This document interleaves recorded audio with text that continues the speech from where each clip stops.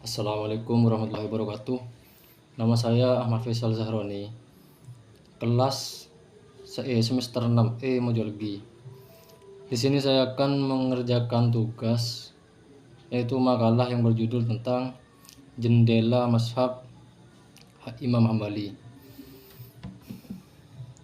Baik, yang pertama yang akan saya bahas adalah mazhab Hambali. Mazhab ini dipelopori oleh Ahmad ibni Hambal, atau nama lengkapnya disebut Abu Abdullah Ahmad ibnu Hambal ibnu Hilal ibn As'ad al-Syaibani, yang lebih populer dengan nama Ahmad ibnu Hambal.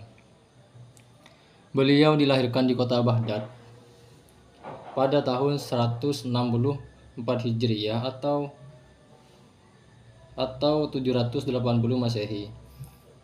Beliau wafat pada tahun 241 Hijriah atau 855 Masehi. Beliau dari sejak kecil sudah belajar menghafal Al-Quran kepada sejumlah ulama yang ada di Baghdad. Nah, salah satunya adalah murid beliau sendiri, yaitu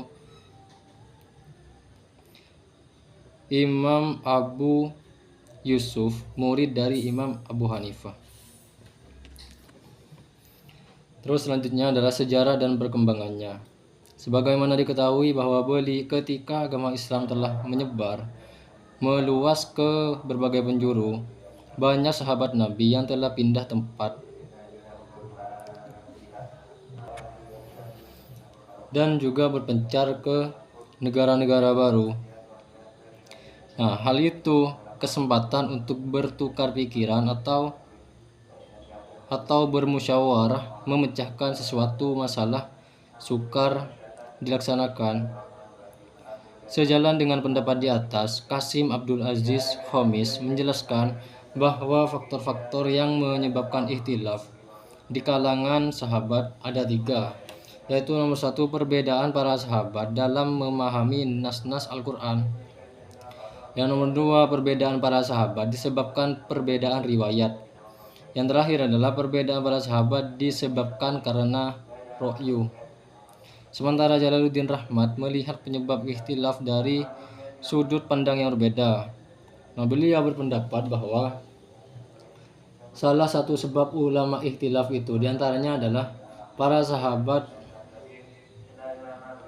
prosedur penetapan hukum untuk masalah-masalah baru yang tidak terjadi pada zaman Rasulullah SAW. Nah, setelah berakhirnya masa-masa sahabat diganti oleh masa tabi'in,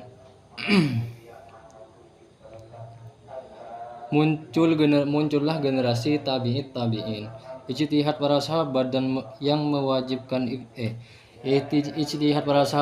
mewajibkan ijtihad pada setiap orang, bahkan sampai kepada kalangan awam sekalipun. Mereka mengatakan pendapat ini mengharuskan setiap muslim untuk mengambil hukum-hukum syariat dari Alkitab, As-Sunnah, dan Tabi'in dijadikan suri tauladan oleh generasi penerusnya yang tersebar di berbagai daerah dan wilayah Islam. Sekarang lanjut dasar-dasar mazhab Hambali dan perbedaannya dengan mazhab lain dalam penentuan hukum. Imam Hambali menurut Ibnu Al-Qayyim menggunakan 5 landasan pokok yang dijadikan dasar penetapan hukum dan fatwa-fatwanya, yaitu nomor 1 adalah Al-Quran dan Sunnah. Terus jika ada nasnya dalam Al-Quran dan hadis, maka tidak berpaling pada sumber lainnya. Terus yang nomor 2, fatwa sahabat yang terkenal dan tidak ada yang menentangnya. Terus yang ketiga, jika para sahabat berbeda pendapat, maka beliau akan memilih pendapat yang dinilainya lebih sesuai dengan dan mendekati Al-Quran dan Sunnah. Namun jika perbedaan pendapat tersebut tidak ada sesuainya dengan Al-Quran dan Sunnah, maka beliau mengambil sikap diam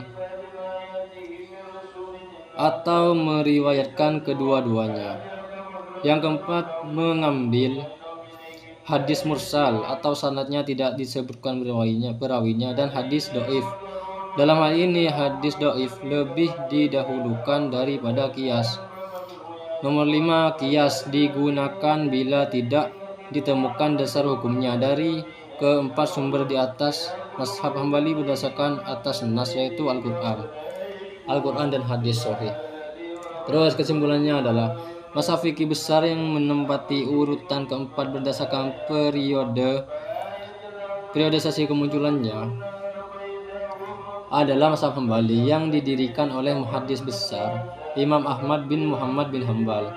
Mazhab ini muncul di kota kelahiran pendirinya, Baghdad, pada akhir abad ketiga dan awal abad kedua, yang bertepatan dengan masa pemerintahan Daulah Bani Abbasiyah. Sumber-sumber yang diambil oleh Imam Hambali adalah Al-Quran, As-Sunnah, fatwa sahabat, qiyas, istihab, dan syad az-zahari.